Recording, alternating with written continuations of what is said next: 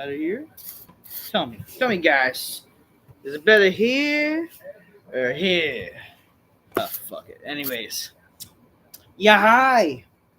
Alrighty, ladies and gentlemen, it is time for your late night SummerSlam 2024 review. Thoughts on SummerSlam? For the lackluster build, in my honest opinion, for in terms of how they build the show, I know some smarts they would praise this. The build was good. Like, no, my honest opinion, it was very lackluster. But I will say this: like, despite the lackluster build, this show had no right being as good as it was.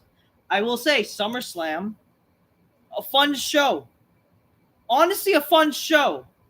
Good show. It was actually a good show overall. Good show. Very surprising that it was a good show. Very surprised. Were there things that were like nobody that not really necessarily were great to watch or nobody really cared? Yeah, but overall, and could have been things that have been done that would have been better. Yes, but overall, the show was actually a not bad show. I thought this was a good SummerSlam, especially compared to last year. I will say, good SummerSlam. Probably the best, definitely the better pay per view since WrestleMania. I will say this, definitely since WrestleMania, this was the best show. Definitely one of the best shows to watch. This was definitely a very good show to watch. The Tribal Chief returned, the real Tribal Chief or whatever. Definitely what people were looking forward to. But, I was worried that this show, it was only going to rely on Roman Reigns returning. But it actually ended up being like there were other good things to enjoy on this show and what they did on this show. So I will say the show was actually not bad, man. The show was actually not bad tonight. Very surprised, man.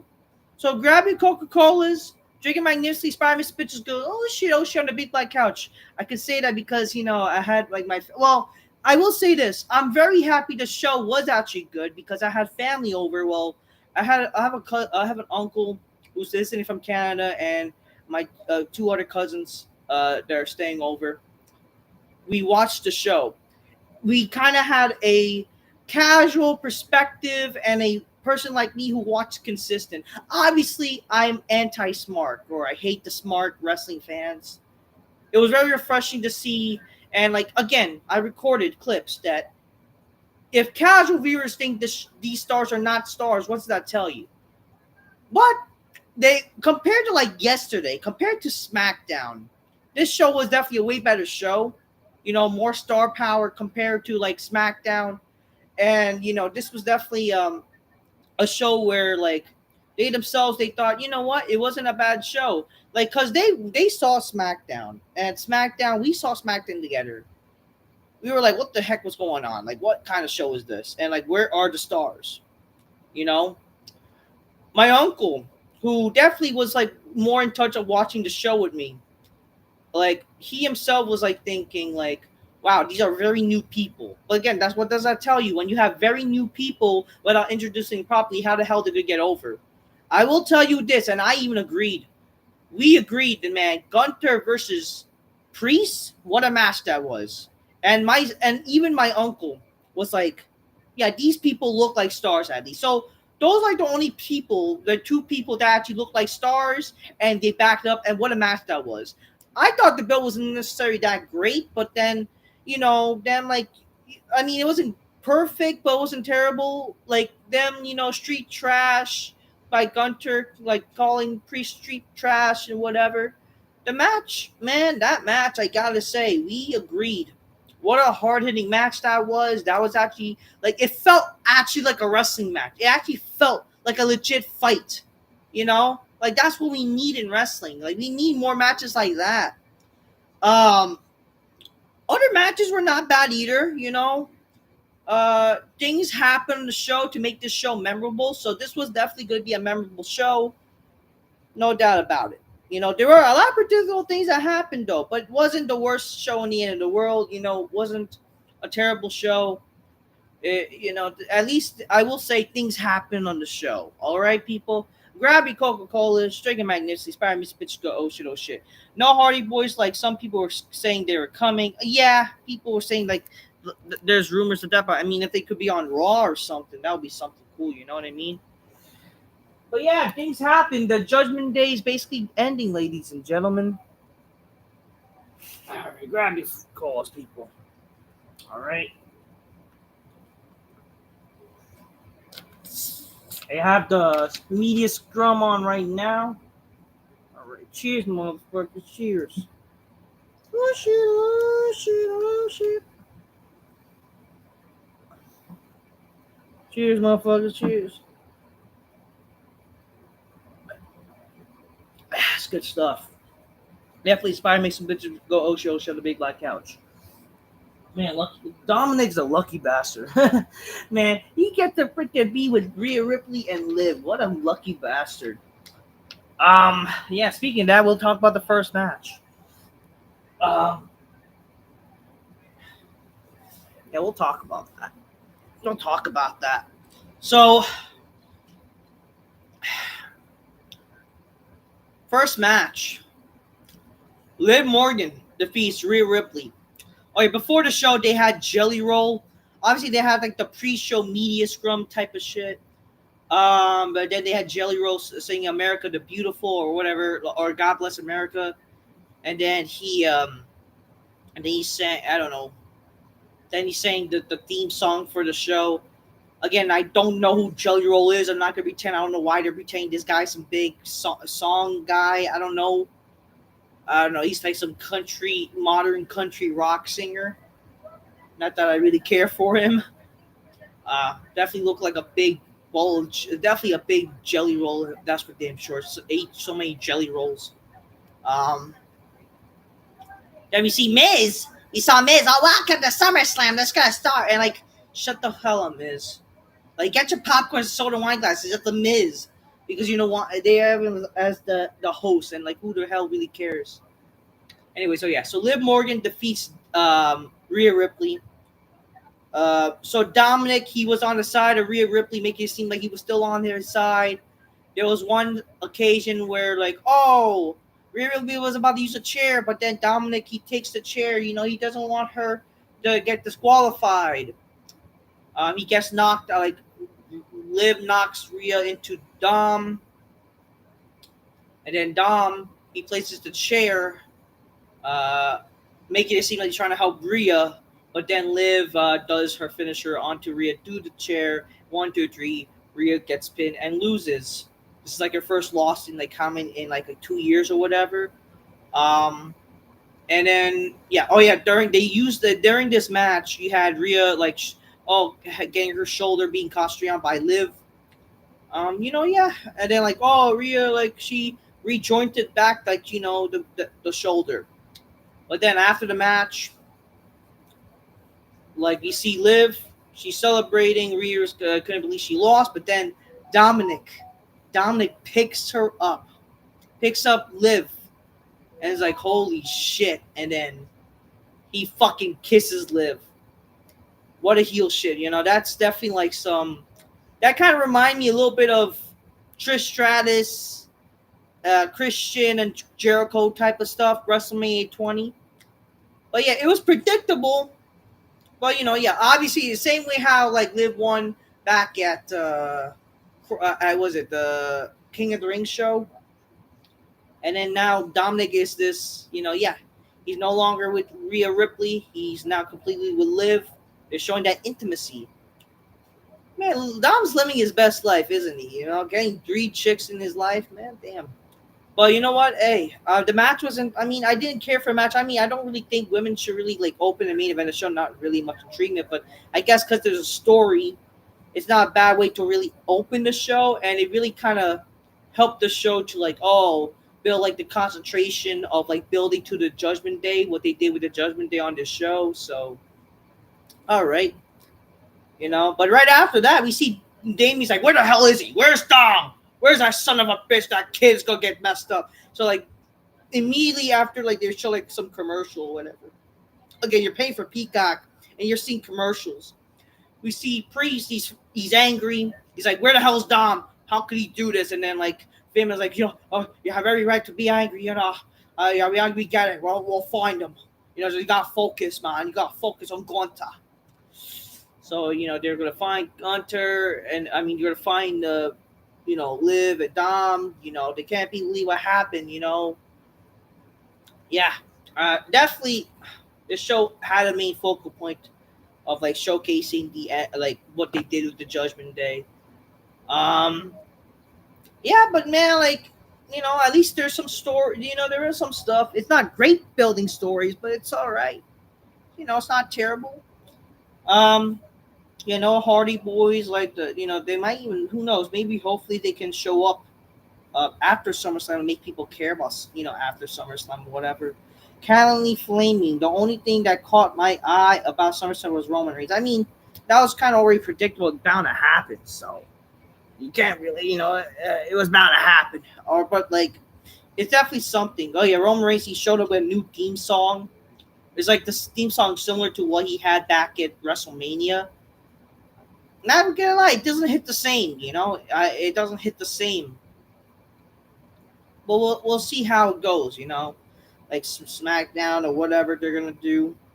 So yeah, hopefully something. Hopefully. Uh, oh, it's like I'm getting huh.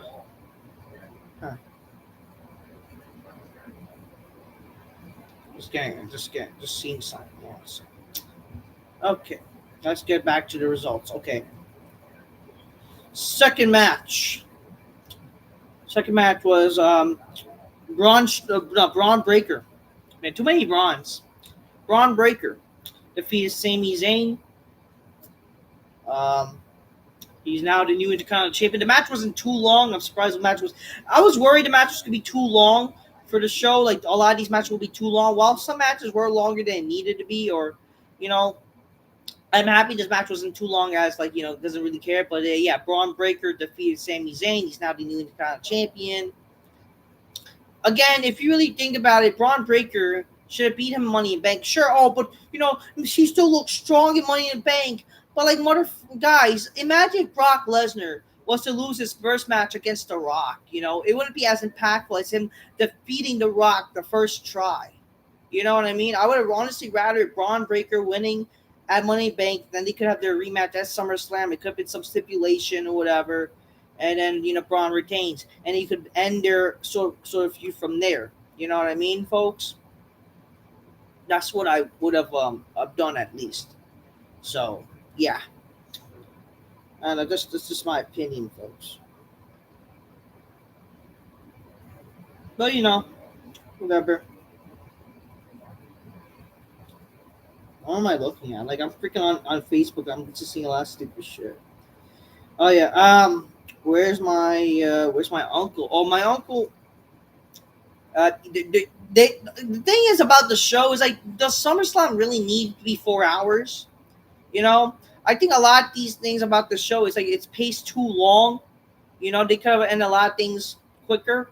That's why I will say about the show. It could honestly be 3 hours, man. Why not from 8 to 11? Like, why did it need to be 7 to 11? Like, I mean, this is how long WrestleMania should have been. You know what I mean? Like WrestleMania should have always be like from 7 to 11 one night. But whatever, WWE wants to be freaking stupid, like act like, oh, we need 4 hours or whatever the hell. You know what I mean, folks? But yeah, Braun Breaker, he won. Wait, what happened after that? All right. The third match. Logan Paul brings MGK with him to the ring, so he joins him or whatever. Then we see LA Knight. He shows up with his prime, with the prime truck again. Oh, you can take this back, or I'm going to take the United States Championship. Yeah. Third match. LA Knight defeats Logan Paul. This match was actually pretty good. I will say the match was actually a good match. They started the match where it wasn't so Logan Paul, he attacks LA Knight. They're like kind of fighting outside the ring. We did see some prime was used. the Nazi was about to be used, but then like the net breaker by like Logan Paul, LA Knight, and then like they get taken to the ring. That's how the match started. Match, not bad match. A bunch of moves. I think it was paced all right. I will say okay. Something about this show's like too again a lot for like the false finishes. Like sometimes false finishes are too much in my honest opinion. Um, what was I gonna say? Um, yeah, Logan Paul. He hit the brass knuckles. He got the brass knuckle. Well, no, he had the punch, but Logan Paul, but LA Knight kicked out. He then goes to the his buddies, right, to get the brass knuckles, but like you know Logan Paul, LA Knight, he goes to attack Logan Paul's buddies. There was one spot that was crazy. I will say, Logan Paul, he not Logan Paul, LA Knight, he does the superplex, and it almost looked like he Logan Paul almost got hurt, like legit hurt, like almost hurt his neck, but Logan Paul still looks he's okay.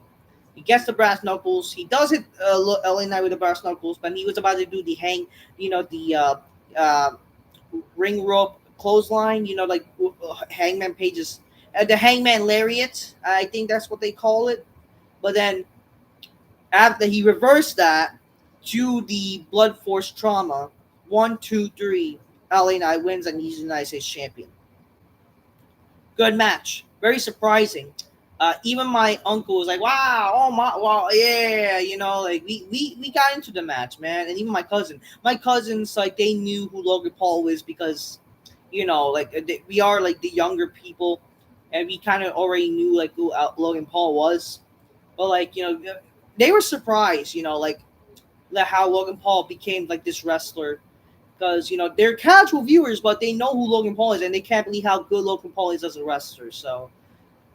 But yeah, man, like Logan Paul really came to his own, showing he can be great. And, this is definitely a good moment for LA Knight, him becoming the champion. Just hope some good things for LA Knight, though. Hopefully he'll be a good babyface champ. Hopefully no stupid open challenges. You know what I mean? That's my worry because, get it? Logan Paul did not defend the title more than 2 times. Like, now he defended it 3 times. I was like, who cares? Maybe, like, bring some prestige. At least people knew the hell he was as the champion. So I'd rather shitty dumb title matches than him losing. You know what I mean, folks? Or just having title matches regardless. We then see Apollo Crews, Baron Corbin, Otis, Akira Tozawa, basically Alpha Academy, advertised for Manscaped. And it was like sexualized, but no one really cares. It just looked dumb. The 4th match, Nia Jax defeats Bayley to become the new women's champion. Not feckless given, but good for Nia, I guess. Did not care about this match at all.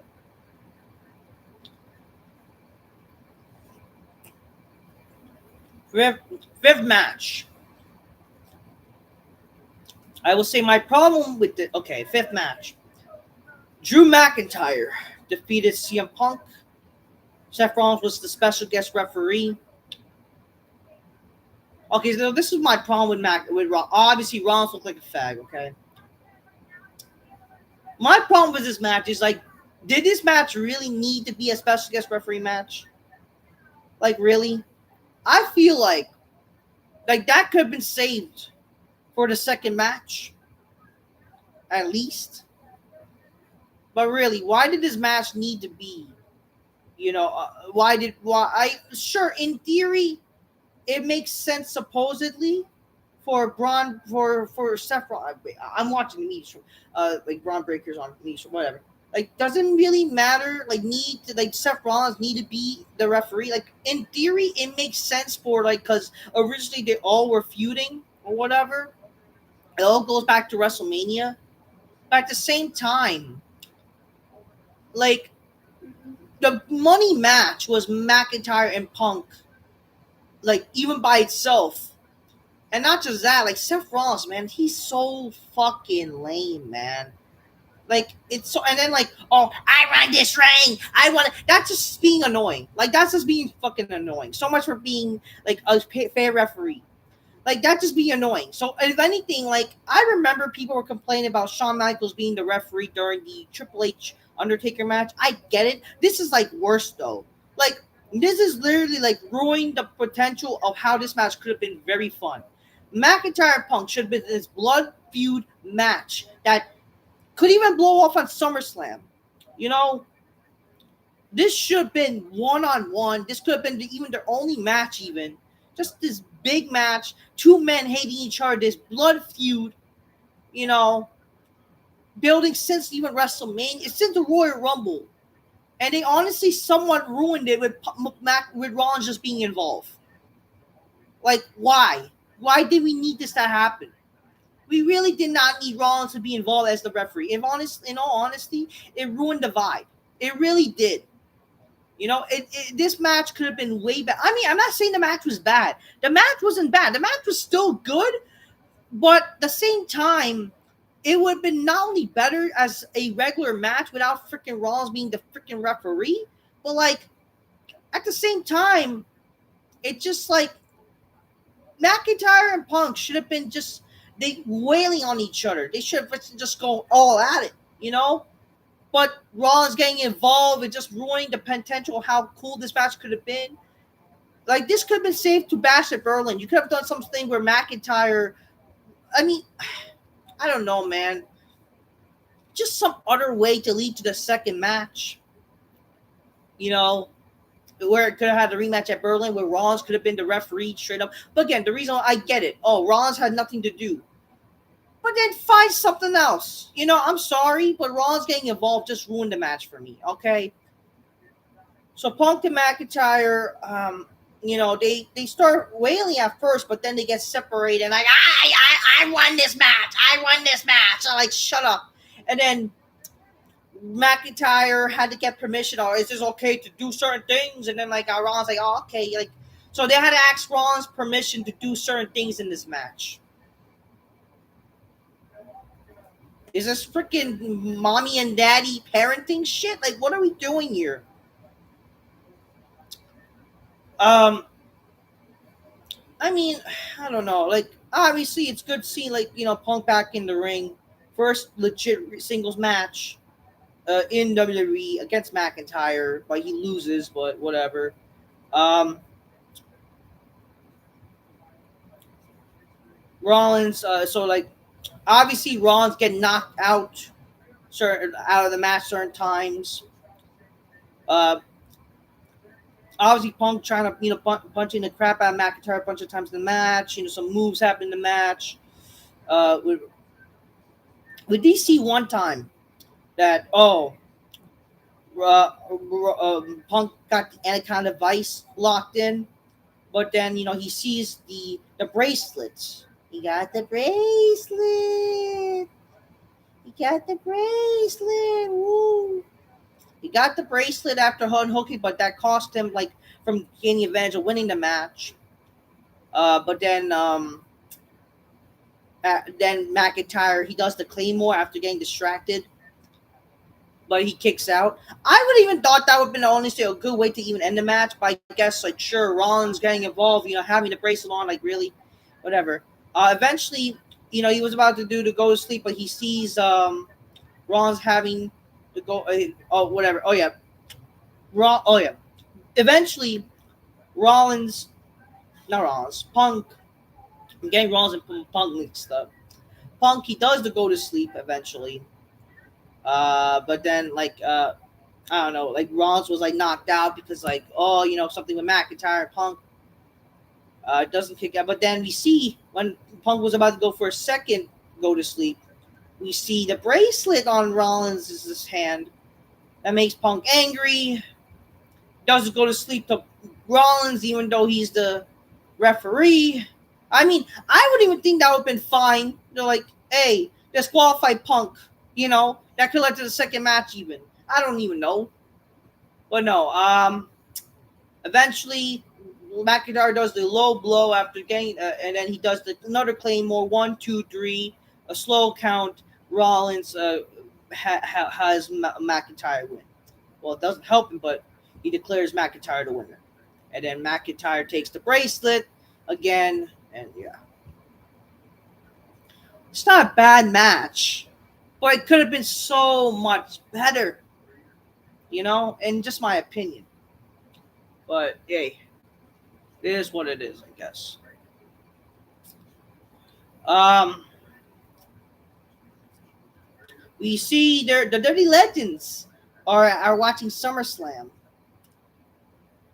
We see like one hot chick, like who's not a legend, but she's like from NXT. I think she's like Braun Breaker's new girlfriend, which lucky Braun.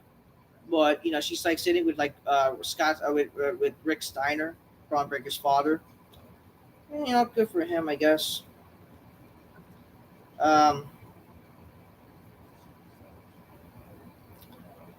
yeah. Anyways, the sixth match.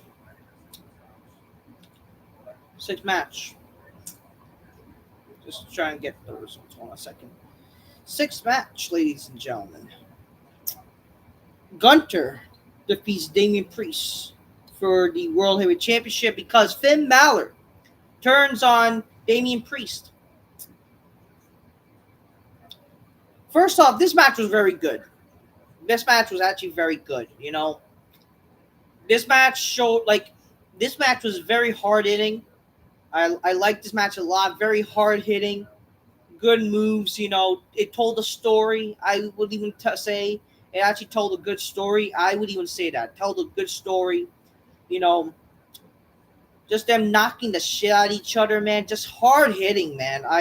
My uncle really again, he liked, obviously he's like an older man, but he liked, obviously wrestlers who look like the stars, right? I mean, that's what casuals are. But I would even say, wow, if casual wrestling fans were watching this, they would say this match was good. So we watched this match. Very hard hitting, man. Very hard. And the presence, how they displayed in this show, their entrance, they look like stars. This was a nice hard hitting match, man. This was very hard hitting. Told a good story, bunch of chops, you know, nice striking maneuvers, the kicks and whatever, but power moves by Gunther also, just doing everything he can, just Priest struggling, trying to find that grit or trying to overcome Gunter's harding. Oh, he freaking, I will say this was very cool. Not Gunther, Priest hit chopping Gunther so hard that Gunter's own chest was bleeding. So brutal, man, brutal. They're knocking the crap at each other, just beating the crap out of each other. This was what freaking Punk and McIntyre should have been, in all honesty. But yeah, Priest is he's struggling to fight back, but then Finn Balor comes out. He's like, oh, come on, Finn. And then Gunther kicks Finn in the face. But then that's how Priest kept coming back up. He eventually got back up after he's after getting knocked and keep getting knocked, but he's fighting the attack because you attack my friend and clothesline him. We then see him eventually does the Razor Edge. He was trying to do the Razor Edge earlier, and then he does the South of Heaven choke slam. 1, 2, and then Finn Balor turns on Damian Priest for some reason. He puts the leg on. He put the Gunter's feet on the ropes. Oh, did he think it was Priest instead? But no, he actually turned on Priest for some reason. They've been teasing the breakup since last year, but then they stopped on it. But at the same time, it kind of thinks it makes you think, why did you turn on it now? Especially the guy, what? Are you turning Gunther? Gunther just kicked you. Unless you're gonna mention we're turning on Priest because we don't like Priest. I don't know. To me, that kind of ruined the match a little bit. I mean, it was bound to happen. Something like that was bound to happen. It was very predictable where we kind of figured Finn Balor was going to be involved and he was going to be, that's how Priest was going to lose the title. But you could have always done Priest and Balor. If Finn Balor's logic Wouldn't he want to be the champion? Like, you can't even beat Gunther. Like, I don't even know. I don't know, folks. I mean, so this just means the Judgment Day is basically ending. Like, they're imploding. Like, first Dominic leaving Rhea, and now Finn Balor leaving, like, costing Priest the match. So the Judgment Day is basically imploding. So, whatever. Like, I don't know what to really say, but I mean, but that match, I will say, the match was very good. It was a very good match. I have to say that. It was a very good match. I'm not a big Finn Balor fan. It's not because he's a heel or a baby face. It's just in the end of the day, like, it was, like, I mean, just my opinion. Let me, is the camera here better here? And just in my opinion, like Finn Balor, like, really, Finn Balor and Priest gonna feud, and like this match, like, even like if Priest was to Finley beat him, that would help his career better. Like, or it's just the match was too good. It didn't need Finn Balor being involved. You know what I mean? It was just too good. They could have thought of something else. I don't know. It is what it is. It's not the end of the world. Priest, we all knew that Gunther was gonna win anyways, but hey, it's good for him. We'll see what happens. Maybe they might do some triple threats or whatever. Ron Breaker is dating Izzy Dane from NXT. Izzy Dane or whatever. I mean, she's gorgeous. She's invited to my big black couch, definitely. I mean, but hey, good for Braun. He been dating the baddies, bro. Cora Jade and now Izzy Dane. Like, damn, bro. You the man. Like, shit.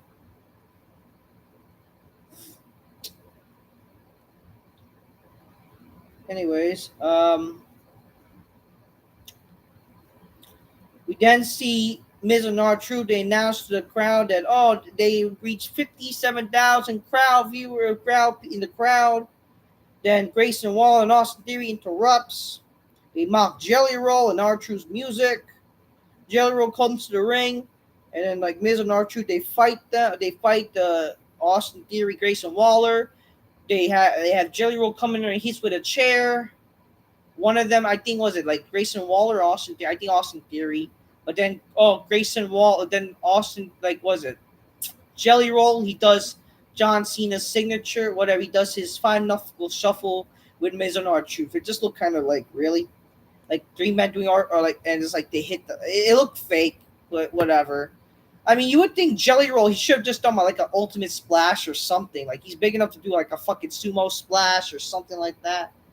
Like, whatever. I don't know. I mean, R-Truth could have been the 5-knuckle shuffle. Miz could have done maybe the people's elbow and then a splash by Jelly Roll. That could have been like some ultra big move, That could even killed one of them. Right? They did it like Austin Theory. Yeah. Okay. Main event. Before the main event, we see Cody Rhodes. He has some emotional, like, I have the ultimate challenge with me, like, and then like he's carrying his dog. Like, wow, he's carrying his dog. Whoop-de-doo. Apparently, this is last time with the dog because the dog's getting old, which I feel bad, but whatever. And we see the reuniting of Cody Rhodes and Arn Anderson. Like, and like Arn's like, you're done. You're done great, man. You. He gives him like a pep talk. He says like, we done great things. You're gonna become a hell of a champion. Blah, blah, blah. Hold on a second, ladies and gentlemen.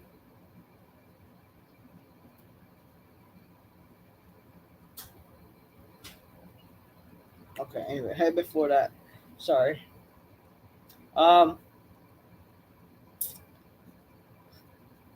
Gets a pep talk. Are you not alone? You're not alone. You're gonna have people. Blah blah blah.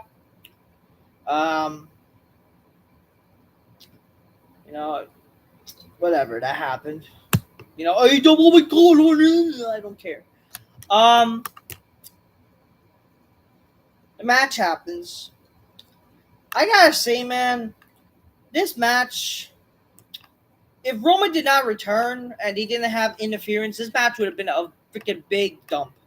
This would have been a big dump of a main event. Let's be honest here. This match tried so hard to be Roman and Cody WrestleMania 40 Bloodline rules match. It tried so hard to recapture the moment of the same moment with back what happened at WrestleMania, but it's not the same. It's just not the same. The match, first of all, was boring in my honest. Like, it was started very boring. Like, why is Cody and Solo, when this is a no DQ match, they're freaking like grappling each other? Like, they should have freaking go out of war, especially like, after like what has happened to Cody's friends. Cody should have been so angry that he just should like legit try to fight like a war. You know what I mean? Like, they should have caused chaos. But no, it was just boring, like a regular match. Eventually, I don't know. They did use the prime drink spit, whatever.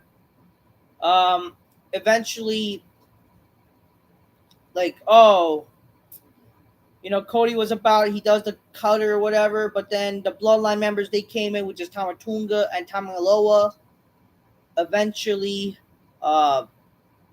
Carbonas comes out. He gets overwhelmed, but then Randy Orton comes out, and they're brawling with the two members through the crowd.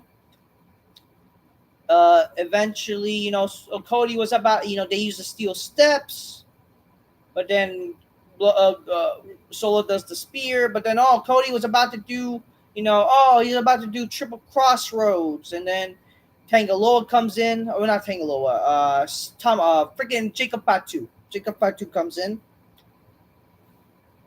Oh man, I can't think about Jacob Fatu, man. I feel, god damn. Jacob Fatu, he does the whisper in the wind, and they put Cody Rhodes on an announce table, and Jacob Fatu, he does this big splash. I mean, man, they should have prevented that splash, man, because my god, bro. Oh man. Jacob Fatu, he does the splash through the table, but he hit hard on his knee. And he can't even stay up. He couldn't stay up. So literally, Jacob Fatu injured himself, unfortunately. I understand things happen. Like, we understand things happen, but and it just didn't make any sense when Roman came out. He's like, where was he? Wasn't he in the ringside? But oh my god, it definitely botched the ending. I will say that. Damn, man. Damn. That was not good. Seeing Jacob Fatu, that kind of ruined the moment too. You know what I mean? They should have done something where maybe Jamie Uso, shows up to stop Jacob Fatu. That could even have saved. That could have saved Jacob Fatu from getting injured, because he legit injured himself. Apparently, there's rumors that he can't even walk. I feel so bad because the guy is actually very talented, and that kind of could ruin your career. Whatever though.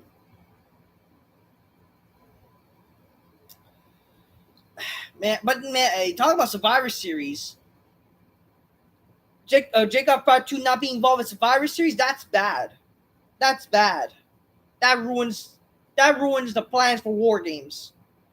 Okay, it really does.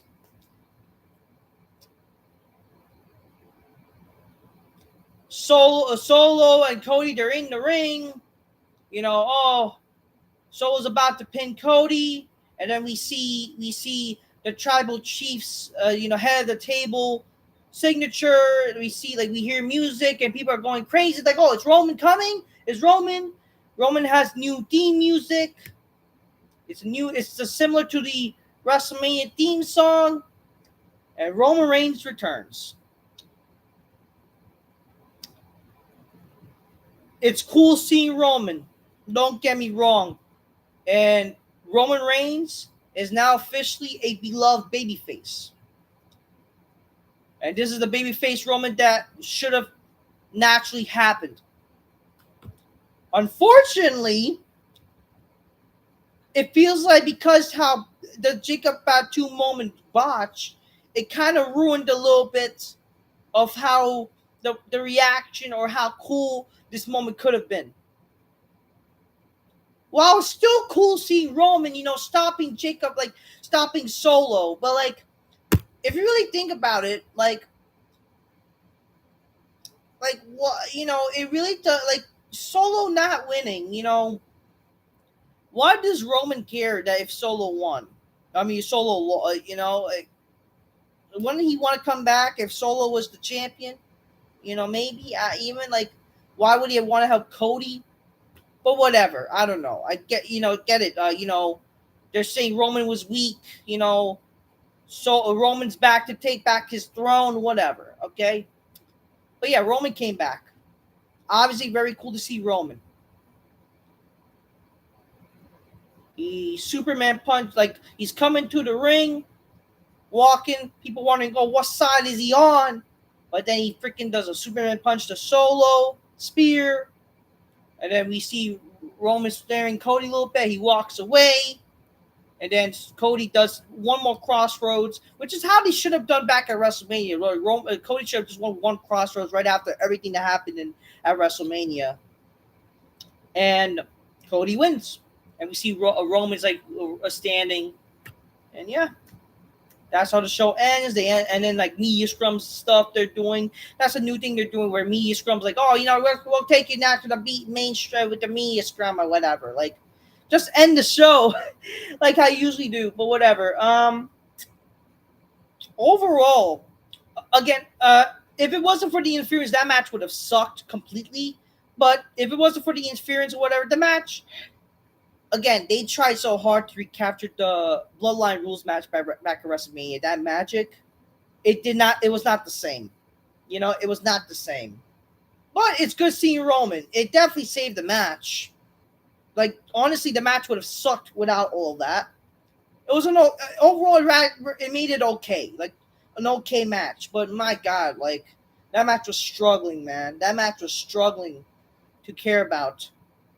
But now I feel so bad for Jacob Fatu. Like, overall, man. Anyways, aside from all that, SummerSlam, good show. A good show, honestly. Very surprising that the show was good. Things happened. Moments happened. Even one sad moment happened with Jacob Fatu. But, man, definitely, let's see the show gets better with Roman being there, and hopefully things will happen. It's just like I don't have much faith with WWE in terms of weekly shows. I will give credit. Their pay-per-views are usually better than the Raws and SmackDowns. I'll give credit to WWE with that. Like, their pay-per-views are usually better. But I just hope, like, can this be a thing? Like, can you try to make every show watchable and cool? Things actually happen on every show, and pay-per-views, like, maybe extra things that happen, like extra special things. Whatever. Anyways, man, that's my SummerSlam thoughts. That's what I have to say about SummerSlam. Overall, good show. Surprisingly fun show. Roman's back. That's definitely going to hopefully help the show better. It just sucks that now Jacob Fatu is like very injured. I would have liked to made a moment like why not AJ Styles came out during that segment, like during the match, maybe even Nakamura, some more people, and they could have made it like a legit warfare where like Jimmy Uso could have showed up, even Jimmy, aside from just Roman, I mean, it would have been cool to even see The Rock, but he didn't. But hey, seeing Roman definitely helped. Like, hey, Roman's a babyface now. People are gonna love him now. I mean, they made it like, yeah, like Roman is definitely like this. The hard work they try to make Roman being a babyface is now organically like acceptable, where people are gonna treat him as a babyface. So it's good. Anyways, that's SummerSlam, man. Overall, good show. Before I go, let's consult the chat a little bit. And do you know the Mark Henry's son signed to WWE? I mean, good for him.